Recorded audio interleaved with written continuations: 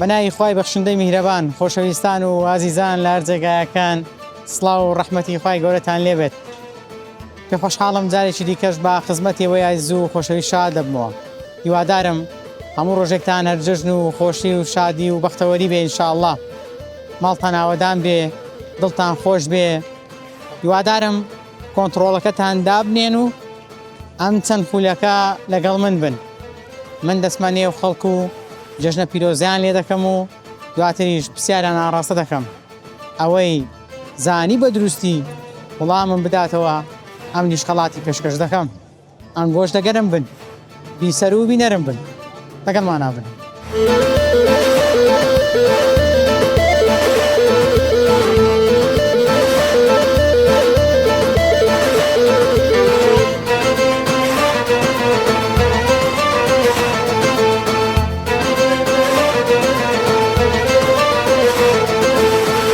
السلام عليكم. عليكم السلام ورحمة الله. يا خۆ جژنەکەشت پیرۆز بی و گەردەنیشت ئازادی. لا قش مسلمانان پیرۆز بی یا ربی. فاسلامەتکە یا ڕەبی. جێژنە کە جێژن دادی ئەمە پێویستە گەردەنی یەک ئازا بکەین لەگەڵ یەک تەبابین وایە؟ ئەتوو کە جێژن دادی گەردەنی هەموو خەڵک ئازا دەکەی؟ بەخوای هەموویان نا. هەمووی نا. بەس زۆریان ئازا. ئەوەی کە لەسەر شەشی بەرچادا ئەوانە اعتیادی ئەوەی لەسەر قسە مەجالی تێدابی؟ مەجالی تێدابی ئەوە ئینشاءالله. ئەرێ وەڵا بەس هەموویانش نابعا. چەند گرنگە ئینسان لێبوردەبی لە ژیان. والله ئینسان ڕاستە دەبی ئینسان لێبوردەبی لەبەر ئەوەی ئەتوو ئەگەر لە هەر هیچ نەبی لەبەر ئەوەی لە ڕۆژی قیامەتخوا لە توش خۆش بی، یعنی لەگەڵ لە ئینسان خۆش بی، یعنی لێبوردەبی. زۆر باش. ئەم جژنە دادناوە سەردانی هەندێک کەس بکەی کە ڕەنگە جژنەکانی دیکە پێڕان نەگەیشتی سێلایان سەردانیان بکەیت. ئینشاءالله بەژێری توانە ئەوەی پێمان بکرێت. چەندی ئەو لێ بتوانین ئینشاءالله قسوور ناکەین و هەموو جێژنانی سەردانی زۆر کەس شمان کردو لە دوور و لە نزیک. زۆر باشە. با پرسیارێکی تایبەت بکەم. لە ژیانتدا قوربانیت کردووە؟ ئەرێ وەڵڵاهی نەبیتە ڕیایی هەموو ساڵی دەکەم لە پاوە زیاد بێ الحەمدولله. ئەی یا ڕەبی خوای گەورە پاداش داتەوە. وەڵڵاهی دلم بە قسانە زۆر خۆشە. یا ڕەبی خوای گەورە ئینشاءالله خوای گەورە بەرەکەت دەڕژێنێتە مارەکەت. ئینشاءالله هەموو مسلمانان زۆر زۆر سپاس دەکەم. سەلامەت بی. پێم بڵێ جا چەند دڵخۆش کە قوربانی دەکەیت؟ وەڵڵاهی دڵم گەلە خۆشە. الحەمدولله کە دەکەم زۆر خۆشە الحەمدولله. ئەو ساڵیش بەتەمام ئەگەر خوا قسمەت کا ئەگەر خوا عومرمان بدە. ئینشاءالله خوای گەورە تەمەنت پڕخێر و بەرەکەت دەکا. ئینشاءالله ئەو ساڵیش قوربانیەکە دەکەیت. ئینشاءالله بەتەمام خوا ئینشاءالله. خوا سەلامەت کا. چاوەتەم بەخێر. ئەگەر تو قوربانی بکەی ئێستا پرسیارێکی لێ دەکەم زۆر ئاسانی، بەڵام پێش پرسیارەکەی بەڵێ فەرموو دەمەوێت قسەی خۆشم لەو ژێڕێەوە بەسەراتێکی خۆش. ئەوە جارێکیان جێژنە بوو چوینێکی خارم دەوڵەمەند بوو ئەفریقا و عالم دەیناسی لە منتیقای دەچوینە ئەمە فەقیر بووین ئەمە دەچوینەکنی پارەی دانی لە شایە پارەی لە باتی دەستی ماسکم دەستی خۆم ماسکم. ئەرێ وەڵڵا لە باتی دەستی خۆم ماسکی لە شایە. سەلامەت بیاخوا. پرسیارێک لێ دەکەم. ئەگەر زانیت دەبێ خاوەنی 50,000 دینار. پرسیارەکەمان دەڵێ کام پێغەمبەر بوو سەلامی خوای لەسەر بی ویستی کوڕەکەی خۆی سەر ببڕێ؟ حەزرەتی ئیبراهیم سەلامی خوای لەسەر بی. تەئکیدی بەتەمام بۆ حەزرەتی ئیسماعیل سەر ببڕی. بەڵێ نایگۆڕی؟ نەخێر نایگۆڕ نەخێر. تەواو سە تا سە؟ بەڵێ بەڵێ. وەڵڵا پرسیارێکی ئاسانە. کابرا بەخۆی هەموو سارە قوربانی بکات دەبێ بزانی وەنیە؟ خوا سەلامەت کە یا ڕەبی دووبارە جەژنت پیرۆز بی. زۆر زۆر خۆشحاڵ بووین. ئەوەشمان لێ قوبوڵکەی سپاس دەکەین. زۆر زۆر سپاس دەکەم. دووبارە جەژنت پیرۆز بی. زۆر زۆر سپاس. دەست خۆش بی. سەلامەت بی. دەست خۆش.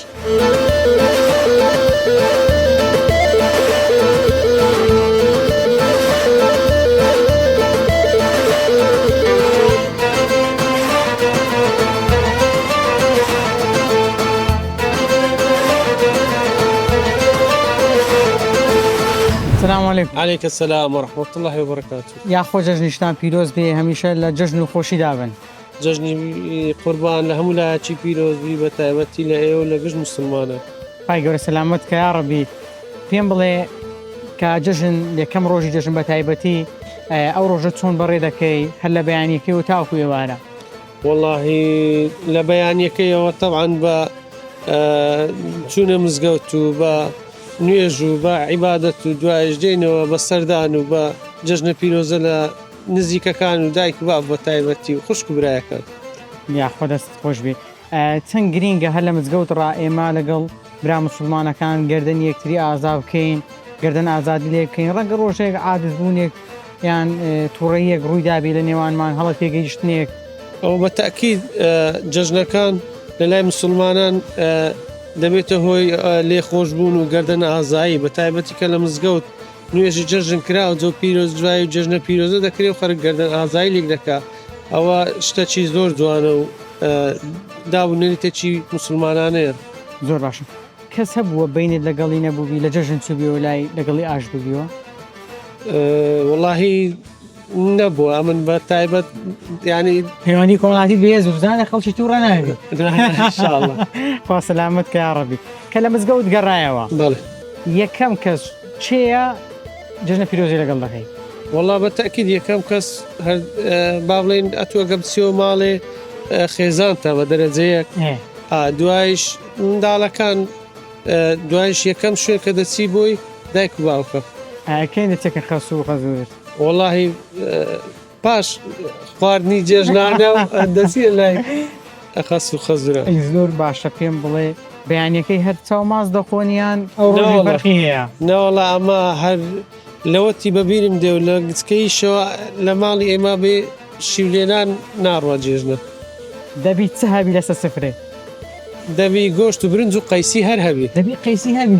ئەگەنا ناویت ناوی جەژن بەبێ قەیسی مانای نییە خوا سەلامت کە یا ڕەبی زۆر بەڕێز بوو پرسیارێکدا ڕاستە دەکەین بەڵێ ئەگەر وەڵامەکەی زانی دەبێ خاوەنی 50,000 دینار ئەگەر نەشت زانی داوای لێبوردن لێ دەکەین درێژترین ڕووبار لە جیهان کام ڕووبارە درێژتی ڕووبار لە جیهان ڕووباری نیلە غەڵەت نییە وەڵاهی ئەوەندەی لێ بزانم ڕووباری نیلە ئەم نامێ 50,000ەکە دەدەست بڕوە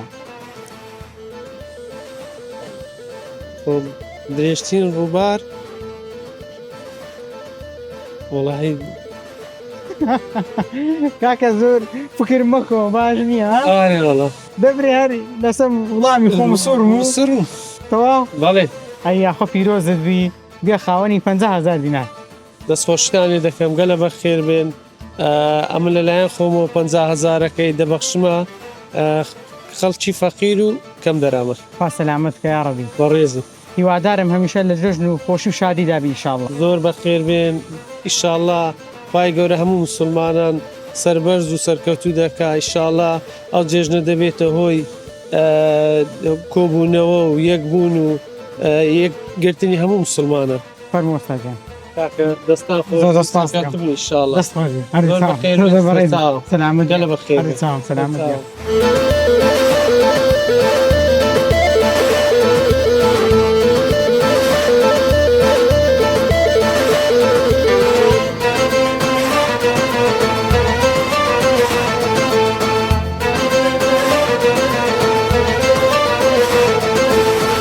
السلام عليكم. عليكم السلام ورحمة الله. يا خۆ جژنیشتان پیرۆز بێ لێ وەش پیرۆز بێ سەلامت بیاخوا حەز دەکەم هەموو ڕۆژێکتان هەر جژن و خۆشی و شادی بێ ئینشاءالله سەلامت لۆ هەموو بیاخوا. مسلمانان ئینشاءڵڵا دەمەوێت بزانم جەناب ڕۆژەکانی جەژن کو بەڕێ دەکەی بە قورآن ئیمە عادەتەن ئەمە بووینە باپیرە هەموو لە ماڵی مەخڕەبینەوە هەموو لە یەک جێ کۆبینەوە دواتریش هەرێکە دەچتە ماڵە خەزوران و هەرێکە بەرەولایەکی دەڕواتم باش ئەمن مەرحەلەی باباتیم کردیها بەڵێ. بەزنە ئێژانە بوومە ئەمە بووینە باپیرە بینە با باپیرە سەلامەتکە لەگەڵ. چەند هەستشی خۆشەکە هەموو لە چا دەورت کردە بنەوە الحەمدە زۆر لەم خۆشە الحەمدە مادام منداڵەکان سەلامەتن بێ مشکلە نەبێ بەڵانە زۆر پێیان سەربەرزن لەخوا بەزیاد ئەی ڕۆژانی جەژن پێم خۆشە کە سەردانی دۆستان و خزمان دەکەی گەردەنیان ئازا دەکەی یعنی دنیای عادز بوونێ کەڵە تێگەیشتێک شتێک ڕوویدابێ ئەو شتە هەردەبیتن بەس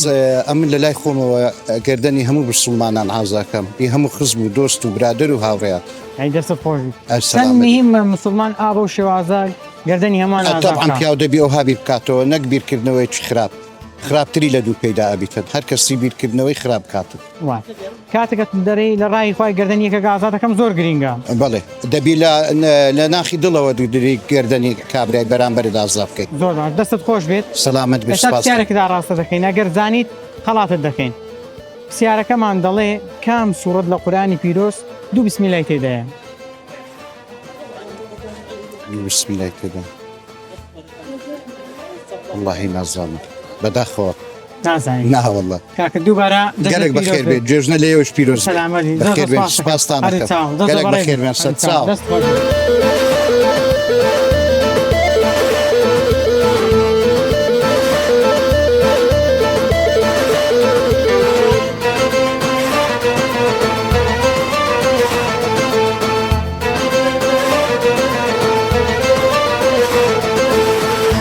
سلام علیکم عليكم السلام ورحمة الله وبركاته. خواستان باشن زۆر سپاس پارێتان ڕازی برم. سەلامەت بیاخوا جژنی قوربانیشتان لێ پیرۆز بێ هیواخوازم هەمیشە لە جژن و خۆشیدا بن خوا سەلامەتان کە لەوەی بەڕێزش پیرۆز بێ لە سەرجەم مسلمانانی زیان پیرۆز بێ انشاءالله خوای گەورە بیکاتە مای خێر و بەرەکەت لەو مسلمانان مای ئاشتی و سەرکەوتنی مسلمانان انشاءالله. خوا سەلامەت کە یا ڕازی ڕەبی بێ. خوا سەلامەت.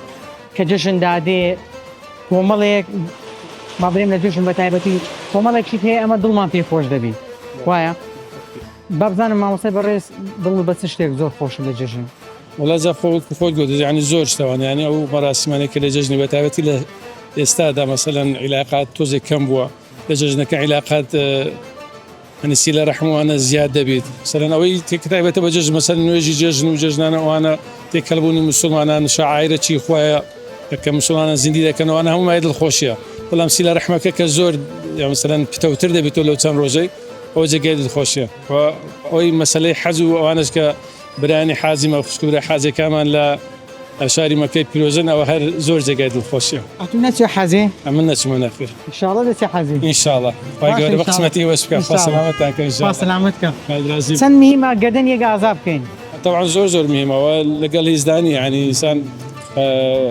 مثل خوای گەورە وامان پێ دەڵێ پێغەمبەر و خوای وامان پێ دەڵێ کە ئەمە دڵمان فراوان بەرامبەر یەکتری ڕق و چینەمان لە دڵدا نەبی ینی دایمەن لێبوردە بێت ئەو یەک لە سفەتە گرنگەکانی مسلمانانە کە لێبوردە بێت گەردەنی یەکتر ئازا بکەین هەتا ینی زۆر جارەیە مەسەلەن کەسێک دەبینی شتێکی وای بەرامبەرت کرێزی لە دڵت قورسە گەردەنی ئازا بکەی بەڵام ئینسان ئەگەر بتوانی ینی شەیتان زەفەری پێ نەبا زاڵی بەسەر خۆیدا و لە پێناوی خوای گەورە ئەوە کارێکی گەورەیە بەڕاستی لەو مسلمانە زۆر باشە چەند گرینگە نەکەوینە ژێر کاگەری و پۆستانەی زۆر جار بۆ لای کۆمنت وەڵا گەردەنی کەس ئازا ناکەم و مۆزیقایەکی حەزینی دێخنە سەرێ و ئیتر ئەو شتە جوانەی لە نێو مسلمانان هەیە بیانەوەی کاڵکەنەوە چی تێدایە کەسێک دڵی منی ئازارداوە مەزالیەوەی تێدایە لی ببوورم خبر خوای گەورە لی دەبوورم خۆی ئەمە یعنی ئینسانی مسلمان دەبێت ڕێنیشاندەرەکەی قورئان و سوننە دەبێت نەک کۆمنت و پۆستی دیکە ئەتو ئەو کەسێک کە پۆستەکەش کردە ئەتو ڕاستە لەوانیان دەزار کەسەکە بەشتە تەژیعی و کوڵێن دەفعدەی بەشتە بەس تو بیر لەوەی بکەوە خوایەک هەیە پێغەمبەرێکێک ئەمە قودوەمانە دەبێت لەسەر ڕێ ئەوان بڕێ نەک ینی کاریگەر بین بە کەسێکە ڕقوچینەیەک بەرامبەر کەسێکدا دڵیتی قسێک دەکاتێن ئەو کاتی لەوانەیە ئەو کەسش ئەو کەسەی کاو پۆسەش دەکە ڕەنگە بخۆشی لە کاتەش کە پەشیمان بتەوە بەس ئەو کاتە مەسەلەن لەوانەیە تووڕەیە شتێکی لە دڵە ینی وەکو دەڵێ گەرمە تەریقەتە لەو کاتی قسەکەی دەکا گەرنە ئەمە دەبێت ڕێنیشاندەرمان قورئان و سوننەتی بەڕاستی زۆر باش دەمەوێت شتێکی خۆشم بۆ بجێڕێەوە شتێکی خۆش وڵا لۆ خۆش نازەم ئێستا خۆی جاری وا لە کەت و یەکسەر وە دەڵێ ئینسان زۆر شتێ بەس ئەو لۆی نایە بەڵام بەسەراتەشی واقعی خۆمان کە لە کاتی کولەی ڕوویدا لە سەردەمی کولەی برایکی خۆمان لەگەڵمان هەر جیرانشما بوو ینی لە منداڵی و جیران من کوڕەکی زۆر تێکەڵ نەبوو ینی لە سەردەمی منداڵ هەر لە کۆڵان گەورە دەبوو وەکو ئێستانە بڵێن بە ئایپاد و هەر لە ماڵەوە شتانە تەکنەلۆژیا هەبی عایلێکی زۆر ڕێکوپێک و زۆر بەڕێز بوون زۆر تێکەڵ نەبوون کوڕەکەش شەرمن بوو تۆزێک جامە لە کولەی بە زۆری نوێژەکانمان بەتایبەتی نوێژی نیوەڕۆ و عەسرە لە کولێ بوون بە جەماعەت دەمانکە الحەمدوللا هەر جارێ یەکمان پێش دەکەتین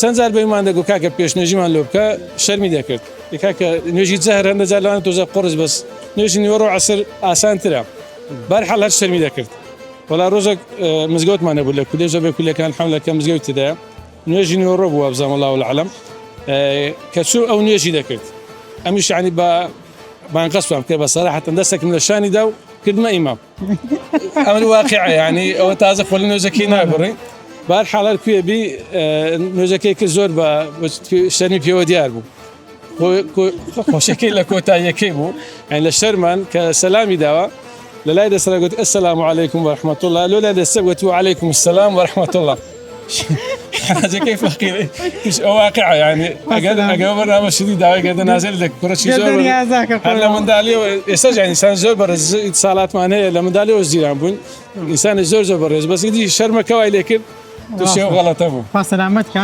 رازی بی سیارێک لێ دەکەین هەرچەندە لە ڕەنگە تۆزێ قورس بێت واسانك ان شاء الله ئاسانیکە ئینشاءڵڵا نزیکەی 100 ساڵ دەبێ نوێژەکەی مسلمانان ئەنجامیان نەداوە 100 ساڵ لە بێ نوێژێک دەبێ مسلمانان ئەنجامی نەداوە نزیکەی 100 ساڵە با بڵێم 100 ساڵە مسلمانان نوێژەکەیە ئەنجامیان نەداوە خی گەورە بکاتە قسمەت ئینشاءڵڵا لە نزیکترین کادا ڕێژەی زۆری مسلمان ئەو نوێژەی بکات نوێژی فەتحە ئەوەندەی ئەمە لۆی بسم نوێژی فەتحە تاکید وڵی هەر ئەوەی نوێژی سوکە ئێستا نوێژە واجبەکان و سنەتەکان هەمووی دەکرێت مەسەن ڕۆژ جیران و مانگ جیران ئەوانە هەمووی دەکرێت ئەوەی کەس لە مێژە نەکرابی نوێژی فەتحە تەسەوەر دەکەن من ئاسانکاریشی دەدەمێ دەتوانانی موبایلەکەشی بەکاربینی ئەگەر ئەگەر دنیاشیەوە پێویست ناخە تصور دەکەمەرە نوێژی فەتحە چکە لە مێژە ینی فتوحات ئیسلامی بەداخەوە کە لە دوای ڕوخانی خلافەتی ئیسلامی ئەوە نەوە تصور دەکەمەرەوە بیت موبایلەکە بەکار ناینم دەستت خۆش بێت واسلامەتکە ئینشاءڵڵا وەڵامەکەت زۆر ڕاستە خی گەورە سلامەتکە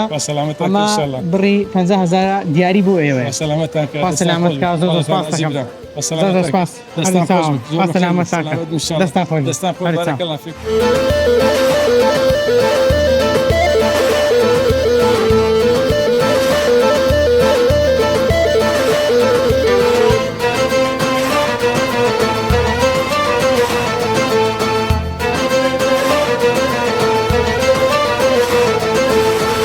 وڵای زان و خۆشەویستان ئەوەی کە جێویستی بوو سەرنج و تێڕوانی بەشی لە وڵاتیان و دووخۆشییان بوو و جێژنە پیرۆزەی وڵاتیان بوو ئێمەش کۆمەڵێک پرسیارمان لێکردن و خەڵاتی ئەوانەمان کرد کە وڵامەکانیان زانی هیواخوازم هەمیشە و بەردەوام هەر لە جژن و خۆشی و شادی و کەیف و سەفادا بن ئینشاءڵڵا خی گەورە ماڵەکانتان پڕخێر و بەرەکەت دەکات تەندروستیتان باش دەکات ئەوجا داوام لەنگۆیە لە مارێ دامەنیشن بگەڕێن سەردانی خزمان دۆستان جیرانان بکەن بڕۆنە لای ئەو کەسانێک کە دەمێکە سەردانیتان نەکردوون لۆ ئەوەی پەیوەندەکانتان بە قوتر بێ گەرم و گوڕتر بێ هیواخوازم ئەم ساڵ ئەوەی کە حەزی نەکردووە خی گەورە لە ساڵانی داهاتوو حەزی ماڵی خی بە قسمت بکە ئەوەی کە تووشە خی گەورە لێ قوبولکە ئەو گەنجانەشی کە هاوسەرگیریان نەکردیا خی گەورە ساڵی تا ساڵی داهاتوو بە قسمەتیان بکە و ساڵی داهاتوو ماڵی خەس و غەزوری خۆیان هەبیتن دوعای باشتان لۆ دەکەم تا پرۆگرامەشی دیکە